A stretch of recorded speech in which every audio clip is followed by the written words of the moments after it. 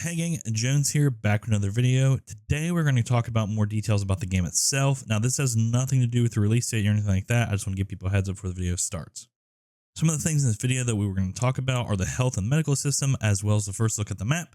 Also, we're going to talk about what we expect from the first major update after early access releases. Let's get into it. The first thing I want to talk about is the health and medical system for the game. There will not be an HP system. It'll be more off a simulation basis. The body of your character will be broken up into multiple sections, and within them, bones, and also in some areas, some organs. Now, these organs and bones can be damaged or destroyed, and in the cases of bones, they can be broken. Now, if a vital organ is destroyed, the player dies. Now, the amount of damage dealt to these parts of your body and the size of the area or cavity left behind will be based on bullet size or caliber, and how much energy it has when it does indeed hit you. There will be multiple effects to your body. For example, let's say your lung gets injured, you could have a possible broken rib, and then you have pain from the broken rib, you have pain from being shot in the lung, and then you're also bleeding. So those effects will stack on top of each other. Now, this is only speculation, but I would imagine if your lung was injured, you would also suffer from stamina loss and regeneration.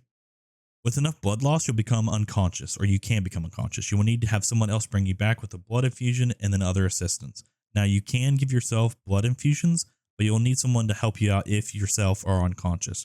Now, this can be a teammate or any other player on the map as far as I'm aware.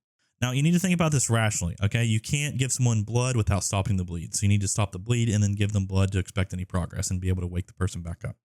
There will also be a skill attached to this. While you're improving at that skill with medical treatment to yourself or other players, it will improve it and you'll become more efficient at it. You'll be able to identify what is wrong with the player and how quickly you can recognize it. Now, it can also help you improve on what the most vital part is to heal first. Now, from the video released today from Twitter, there is a health tab present. Now, we have to remember that this is from pre-alpha gameplay, so I don't know what the info will show or will not show. It could simply just be a body that might indicate something that is hurt in some way, and that's all we get. This system will also include you possibly being unable to use your weapon or at least be efficient in combat until you're properly healed. This approach is to add to the realism rather than just simply dying if you're hit in a non-lethal area. It makes you unable to perform within the field of combat. Now, for some other interesting things about the health and system such as food and drink, your character will not go hungry within 30 minutes or even an hour after not eating. It takes place as in real life, and there will be visible and audio signs that your character is hungry, as well as the visible bars that you've seen from the inventory screen. This is the same for thirst and hunger. Your stamina will also be affected by your environment. Now, imagine how much stamina you use walking through an open field versus a condensed jungle. You obviously use more stamina walking through that jungle than an open field.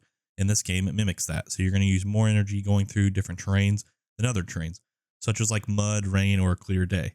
It's all the same. You're going to use different stamina for different situations in different atmospheres. Now, from the video released on Twitter today that I mentioned previously, it has given us some details as well. It shows us a little bit about what the map looks like. It shows the same inventory screen as before that we've seen in the previous YouTube video. It gives us our first real preview of the map though. Now, it's not sure if we get this in the game or we're going to have to simply buy it or we're handed it. We're not sure how we obtain that or it's just given to us. Also, if you look quickly at the top of the screen, you will notice a compass indicator on top. It shows which direction you are heading, a small detail that I just wanted to add. I do like how the map looks. It looks like there is a circle as they circle their character, as you see here, that there's coordinates changed with the mouse cursor. I think it's a super cool feature because it allows for possible waypoints to be set, perhaps. We'll just have to see. Now, some people might say this is unrealistic because you're given a map, but here's the thing. With points of interest, stuff like that, it's not like these PMCs went into this area and then didn't have any clue about absolutely anything. So they're going to have to do their research. And also, I know it's a made up world, but you have to think about it. There's probably public records of where things are and where places are. So it's not an unrealistic thing for you to have points of interest on a map that you're possibly given or you obtain. You also see the word landing zones. Now, this suggests you might be able to easily go through a list of landing zones rather than trying to scroll through an entire map to pick one out.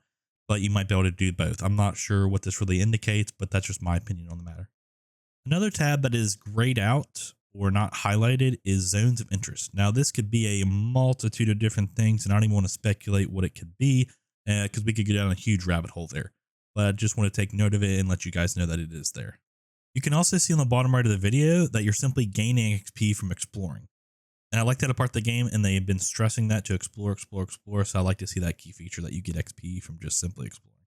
I know you hear this from absolutely everyone, but if you do enjoy this content and want to stay updated on Grayzone Warfare, consider hitting that subscribe button. I would greatly appreciate it. To touch on some different details of the game, I'm just going to go through a list of stuff that I've learned, and I'm just going to tell you guys about them.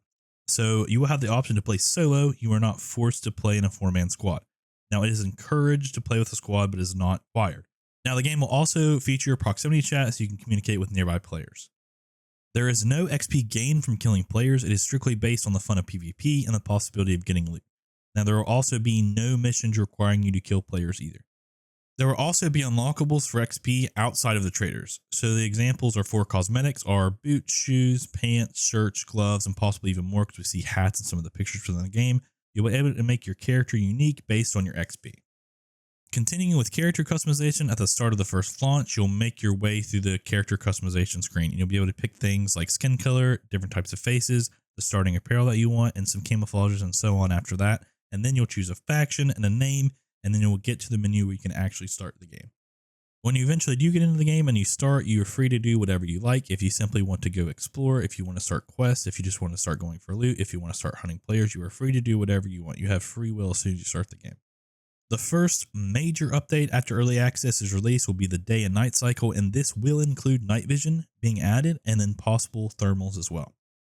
Now, the loot within the map will be respawning, but it will be changing obviously depending on where you are, different things like that. It'll be obviously changing throughout the map. Now, doors and cabinets and things such as that you can eventually open will close themselves after a certain amount of time.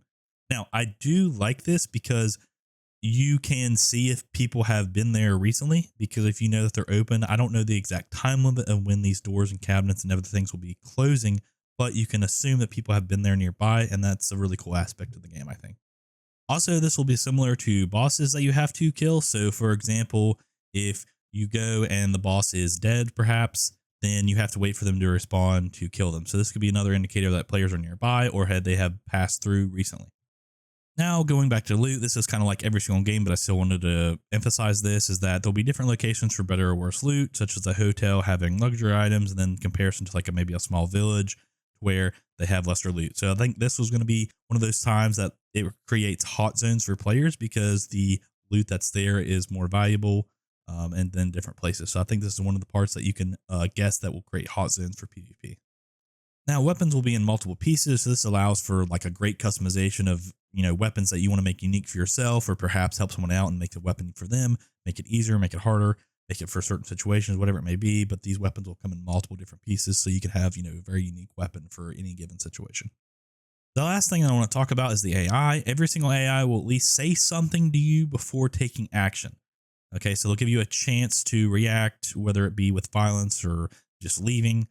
Now, these AI will act differently according to what type they are. The criminals or pirates, they'll be very quick-tempered and yell, while elite units will not say much. And I'm sure both of these, I don't know this for certain, but I'm assuming that obviously both of these will act differently as well, with, pirates, criminals having, less tactics involved with their fighting, with these elite units having more, better ability, and not only better ability, but better tactics as well. All right, gang, with that being said, I am Jones, and I will see you in the next one.